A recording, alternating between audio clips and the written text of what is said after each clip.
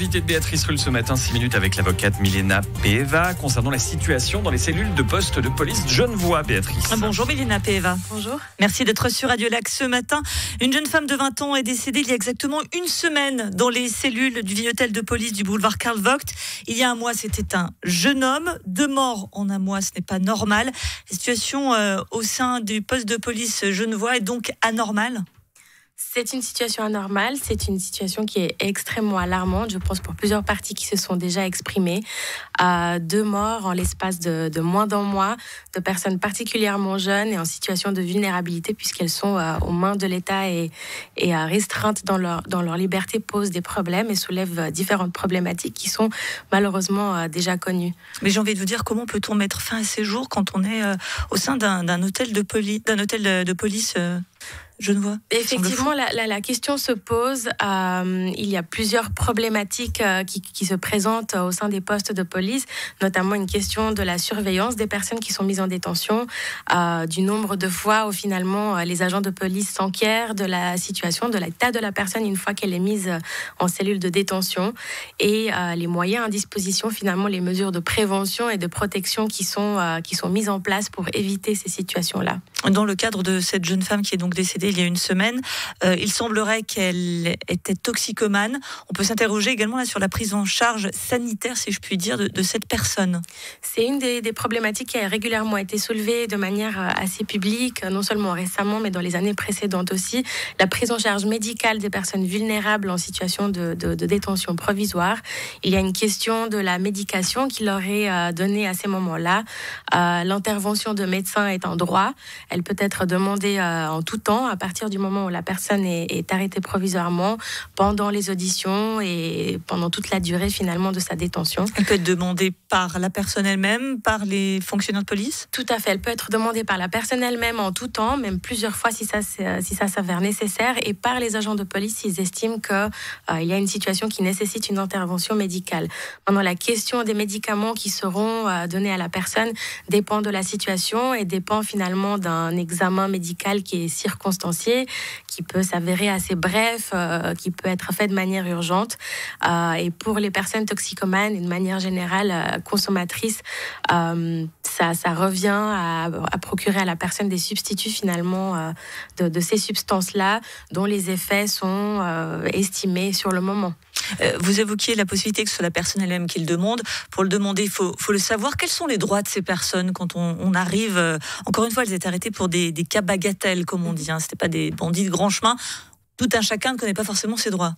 Tout à fait. Alors, les droits doivent être signifiés à la personne à partir du moment où elle arrive donc au poste de police, à partir du moment où elle est provisoirement arrêtée. Donc, notamment ce droit de faire appel à un médecin en tout temps, donc au début, comme pendant l'audition, comme pendant la potentielle, le temps qu'elle passera dans une cellule de détention provisoire. Parmi ces droits, il y a aussi le droit de faire appel à un avocat lorsqu'on a une audition qui est prévue par les agents de police. Il y a le droit d'être accompagné par une personne de confiance lorsqu'on est une personne mineure qui est arrêtée ou très jeune personne. Et puis le droit de faire appel à un interprète parmi d'autres droits qui doivent être signifiés à la personne immédiatement. Vous, Milena Peeva, vous connaissez ce vieil hôtel de police du boulevard Karl Vogt. Comment ça se passe à l'intérieur ? Alors tout à fait, c'est des lieux qui sont exigus.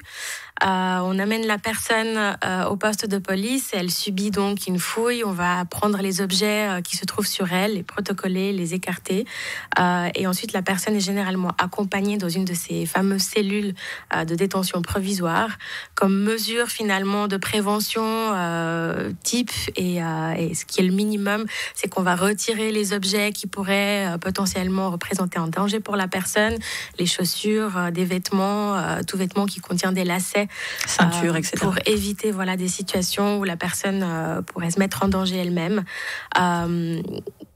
C'est des espaces qui sont exigus. Les cellules sont fermées par des portes métalliques très lourdes et seuls les agents finalement de police disposent d'une ouverture pour pouvoir voir de l'extérieur donc l'état de la personne en soulevant un clapet qui les referme.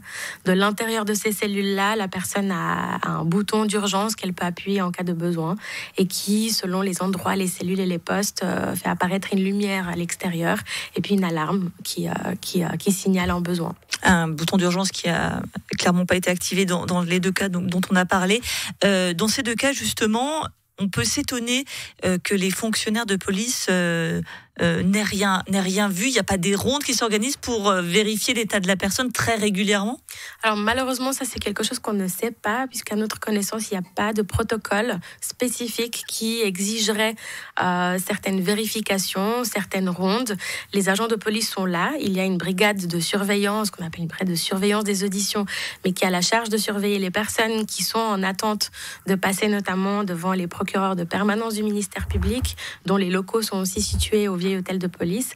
On n'a aucune connaissance de la fréquence à laquelle les agents s'enquièrent de l'état de la personne, la fréquence à laquelle ces clapets sont soulevés pour finalement voir si tout va bien, notamment pendant la nuit. Et on ne peut pas savoir sur la base de quelles circonstances des agents sont présents sur les lieux et décident d'intervenir ou non en fonction de ce qu'ils constatent dans la cellule. Juste pour terminer, d'un mot, qu'est-ce qu'on peut attendre de l'enquête qui est en cours? Alors, malheureusement, l'enquête qui est en cours, donc c'est de l'enquête pénale qui vise à établir les circonstances des décès et une potentielle responsabilité individuelle des personnes qui étaient en charge. C'est une enquête qui va prendre énormément de temps, d'expérience, et une issue publique de ça est très peu attendue, c'est-à-dire qu'il n'y aura certainement pas de communiqué public ou de conférences de presse tenues par les autorités pénales pour informer le public, notamment de plus de détails.